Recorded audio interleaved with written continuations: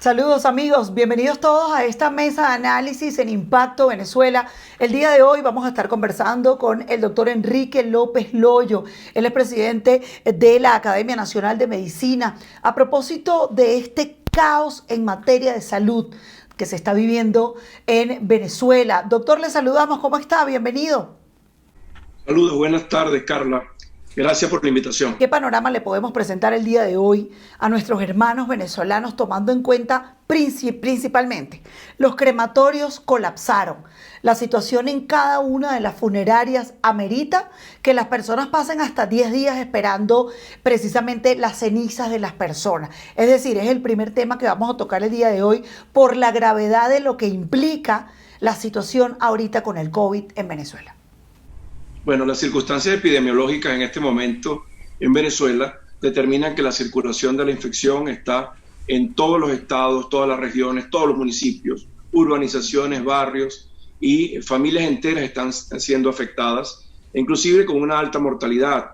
Hay casos de familias de 5 integrantes que 3 han fallecido y muchos todavía permanecen en unidades de terapia intensiva. Ha habido una explosión de casos de infección que responde más a un proceso de flexibilización amplio que ocurrió desde el mes de diciembre, luego se ratifica en Carnaval, más aún responde a la llegada de una cepa novedosa que venía del norte de Brasil, que es la llamada P.1. Además, certificar efectivamente que todo tiene que ver con la nueva cepa es complicado, puesto que en Venezuela hay muy pocos recursos para tipificar la secuenciación viral que está circulando en la nación. Por ahora, lo que identificamos desde la Academia Nacional de Medicina es una saturación de los servicios sanitarios, tanto públicos como privados, pero ya no es novedoso nuestra circunstancia tan difícil en cuanto a la prestación del servicio sanitario. Esta pandemia nos toma con una destructuración del sistema sanitario prácticamente sin ninguna capacidad de cubrir las expectativas de atención, también con problemas graves de servicios públicos dentro de los hospitales. Necesitamos agua en los hospitales y hay un grupo significativo de centros de atención que no tienen servicio de agua o servicios de electricidad. Además, nos tomó esa pandemia con una circunstancia difícil de una migración progresiva de profesionales en el área sanitaria. Más de 22.000 médicos están afuera. Entonces vemos que la compensación del equilibrio entre los médicos que tienen una formación adecuada y los que fueron formados de manera irregular puede también atentar contra la capacidad de atención adecuada de nuestros pacientes. De tal manera que, viendo esto, la Academia ha establecido una serie de pautas desde el 28 de enero, básicamente porque la pandemia pasó de un estadio de diagnóstico y de tratamiento a una fase de vacunación y la respuesta no ha sido la correcta. Vemos que hay un enlentecimiento de la capacidad de provisión de vacunas. Hasta este momento, contando lo que ha llegado de la Federación Rusa, del Instituto Gamaleya de Moscú, que han sido, por un lado, 200.000 dosis iniciales, luego llegan 50.000 para 2 dosis, lo que quiere decir que esa capacidad de vacunación es muy limitada. Y si le unimos a las 500.000 del Instituto Sinopharm de China, vemos que la capacidad final de vacunación en Venezuela es de 325.000 personas. Muy bajo el número. Por lo tanto, cuando además extendemos la previsión nuestra como institución de que necesitamos al menos 30 millones de dosis para cubrir a una población que está en este momento alrededor de 28 millones de venezolanos, se requieren entonces vacunar al menos 15 millones de personas mayores de 16 años. Sí, doctor, perdón que lo interrumpa, con este panorama que usted nos ha puesto, ¿verdad? Digamos que es la principal radiografía de cómo hablar el día de hoy del COVID en Venezuela. Y nos alarma, por ejemplo, el tema del oxígeno. Hemos hecho diferentes reportajes con nuestros equipos que se encuentran desplegados en toda Venezuela y nos contaba Stenif Olivares la situación del oxígeno, donde se recargan estas bombonas, el precio que cuesta recargar y lo que dura una bombona. Es decir, en Venezuela lo que cuesta y lo que cuenta un respiro para un paciente COVID-19, y ni hablar del momento en el cual se va la luz y entonces los hospitales se quedan a oscuras con los oxígenos apagados y con las máquinas de donde están entubados los pacientes también paralizadas. ¿Qué decirle hoy a la población de este tema del oxígeno, que además lo que cuesta llenar otra vez la bombona, que se va muy rápido y que las familias se quedan prácticamente en un grito de desespero colectivo? Hay un llamado internacional que se puede hacer a ustedes como Academia Nacional de la Medicina al mundo entero. Bueno, nosotros desde el punto de vista institucional hemos cubierto todos los aspectos que tienen que ver con los requerimientos en cuanto a la atención de los pacientes con COVID. Lo que hemos observado en las últimas 3 semanas, sobre todo, dada la explosión de casos, que muchas personas van con el paciente en su vehículo, lo llevan a los hospitales, son rebotados, van de uno en otro hospital, luego aquellos que pueden van a una clínica, que pueden pagar. Entonces, la desesperación lleva inclusive a que se hayan establecido grupos médicos para atención domiciliaria.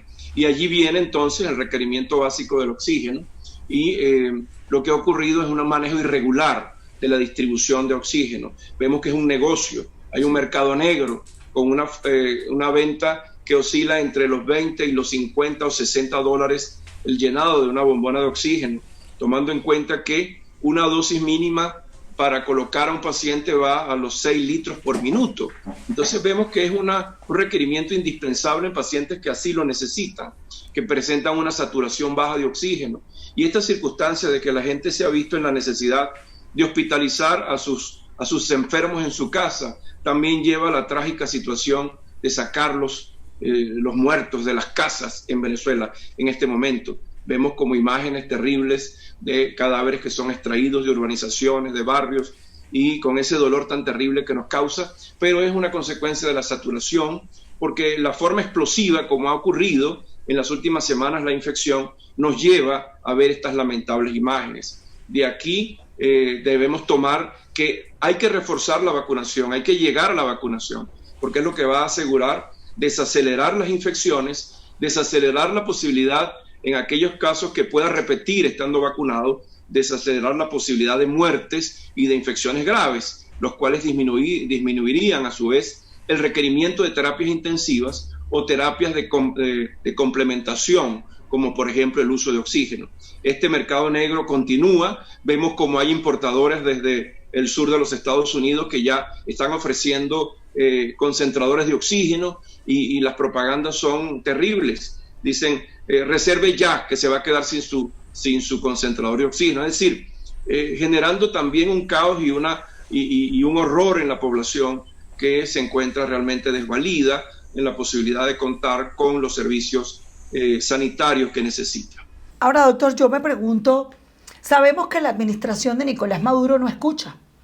¿Ha podido usted tener algún encuentro con un miembro de la administración de Maduro que pueda entender la gravedad por la cual está atravesando Venezuela, y ustedes exhorten en cómo se llevaría adelante de la mejor forma un plan de vacunación, cómo se llevaría adelante la salida de la pandemia? Porque sabemos que cada país tiene una estructura, que cada país ha logrado pues establecer sus propios métodos, cuántas camas UCI están disponibles, cómo manejarlas, cómo hacer todo este plan para que Venezuela no siga asfixiada en un hueco metido en el COVID-19 y que se ha generado una cantidad de decesos increíbles que además no los dicen, no hay cifras oficiales, por lo cual no se puede manejar ni siquiera una estadística. Entonces, ¿han sido escuchados ustedes por parte de Maduro?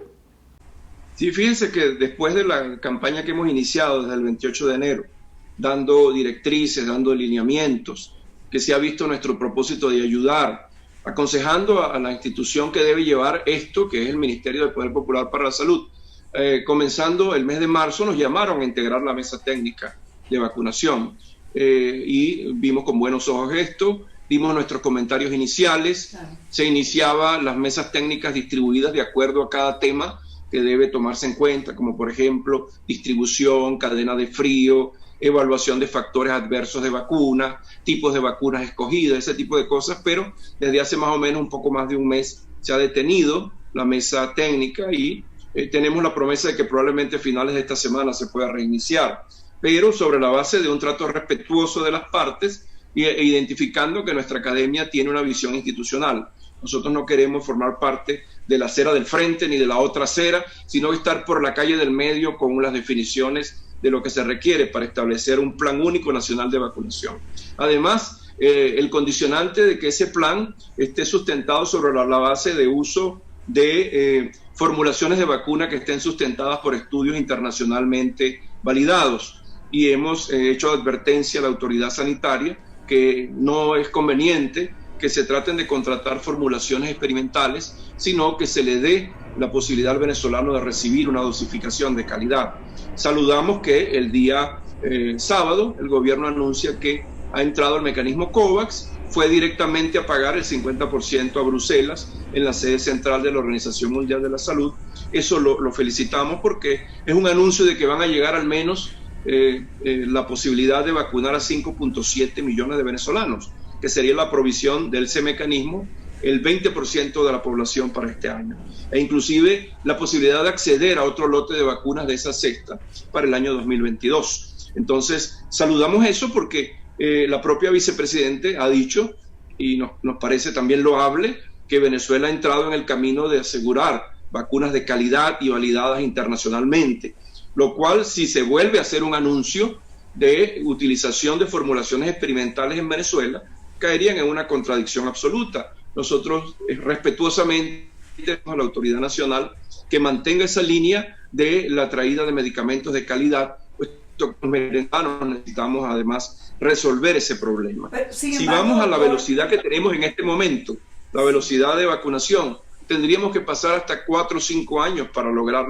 la cobertura, y no es lo deseable. Además, si evaluamos lo que está sobre la mesa, lo que está contratado, el COVAX nos da un porcentaje de vacunas y la contratación hecha en el papel con Rusia determina que solo se van a dar 10 millones de dosis para 5 millones de personas. Entonces hay un faltante significativo. Lo que está sobre la mesa sería más o menos llegando casi al 40%. Necesitamos proveer el resto de las vacunas y para eso nosotros llamamos inclusive al mundo político que se ponga de acuerdo. Si usted tiene un recurso que puede poner a disposición del país, perfecto. Ahora, ha dado una señal negativa el hecho de que habiendo probablemente, según la información, posiblemente un acuerdo previo para activar el COVAX desde Washington a través de la Organización Panamericana de la Salud, tal vez probablemente el gobierno lo ha visto como un triunfo de ese gobierno de la Asamblea Nacional 2015, y para evitar que se dé una conseja de que ha sido un triunfo de ellos, fue directamente a la sede de la Organización Mundial y pagó el 50%. Claro. Pero nosotros no necesitamos como venezolanos, y eso es el llamado de la Academia de Medicina, no necesitamos que tengamos que estar en el medio de esa lucha, de que yo levanto la bandera, que la traje primero, que yo pague primero. Lo que necesitamos es que se cubra el porcentaje de vacunación adecuado para todos. Esto no es nuestra posición. Nosotros estamos en contra del gobierno y a favor. Sin embargo, la población tiene una preocupación muy grande y tiene que ver con esta vacuna cubana, porque además se han generado pues en el mundo entero una cantidad de vacunas que algunas han traído reacciones adversas. Veíamos ayer cómo se paralizaba la producción y la colocación de la vacuna Johnson & Johnson por traer precisamente unos coágulos de sangre en el cuerpo de la gente. Entonces nos preguntamos qué piensa la Academia Nacional de Medicina de la vacuna cubana, porque es que los números todavía no nos cuadran, doctor, en cuanto a la cantidad de vacunas rusas. Usted lo ha explicado muy bien, se trata solamente de 5 millones de venezolanos los que van a poder optar. Ya se habla inclusive en la administración de Maduro del año 2022, y otro punto central importantísimo tiene que ver con eso que usted ha señalado, la politización del tema de las vacunas, si el dinero salió de la Asamblea 2015, si el dinero salió de la administración de Maduro, quien lo puso. Al final el pueblo es el que está esperando la vacuna para poder estar bien, pero las encuestas hablan que la población no se quiere poner esa vacuna cubana, que la población le tiene miedo también a las vacunas que ya sacaron chinas, la población no está muy segura de quererse poner la rusa. Mi mamá, por ejemplo, una mujer de 71 años, me dice: yo en Venezuela no me quiero vacunar. ¿Qué piensa usted de eso?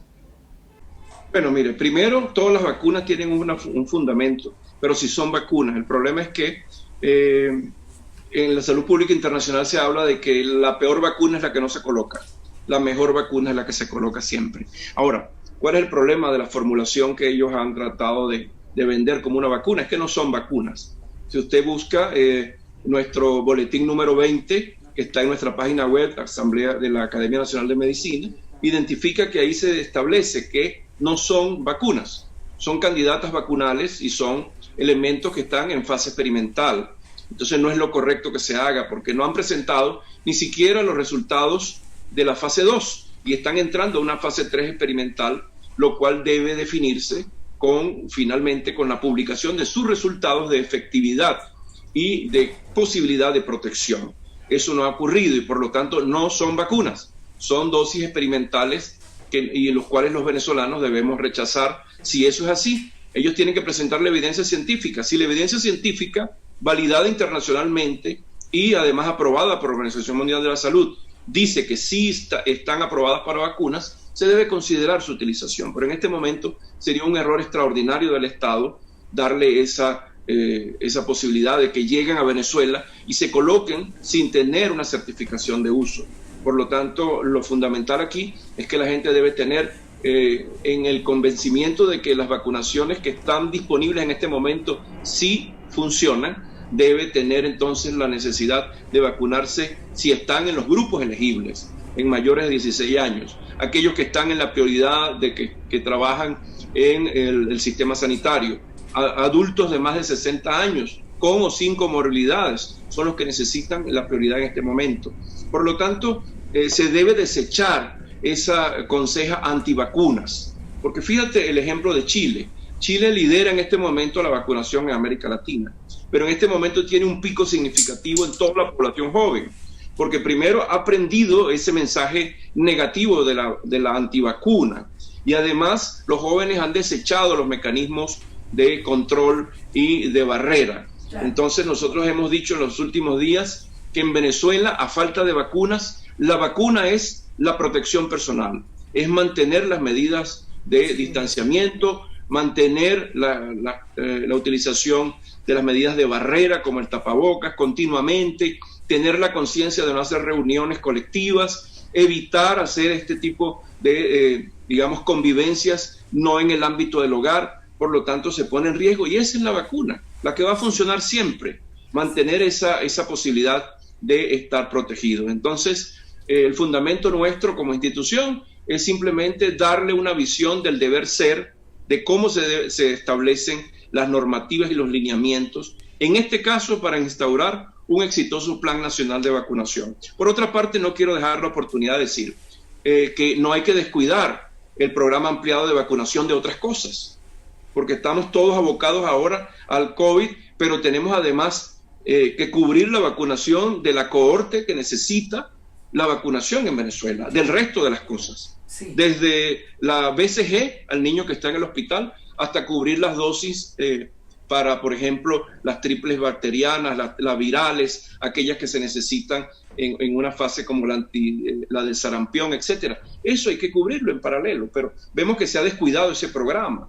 Vemos además como las endemias rurales como la malaria siguen en el sur del país haciendo un desastre desde el punto de vista epidemiológico. Entonces, no debemos pensar que lo que comenzó y lo que terminó en el mundo se llama COVID. No, hay una responsabilidad de base para establecer, un control de las endemias rurales y del curso de patologías que ya todos conocemos en el país y además de cubrir el programa ampliado de vacunación de Venezuela. Está bien. Bueno, doctor, gracias por habernos acompañado en Impacto Venezuela. Un completo análisis hemos podido hacer hoy del tema del COVID-19, de la vacunación y de cómo impacta en la población precisamente cada una de las estrategias que aplique la administración de Nicolás Maduro en pro de la gente, que al final todos queremos que sea exitoso el plan de vacunación, la compra de las vacunas y todo lo que puedan realizar para que la gente se salve de esta pandemia que ha afectado al mundo. Enrique López Loyo, amigos, nos acompañaba el día de hoy en nuestra mesa de análisis, presidente de la Academia Nacional de Medicina en Venezuela. Gracias, doctor. Muchas gracias a ti. Hasta luego.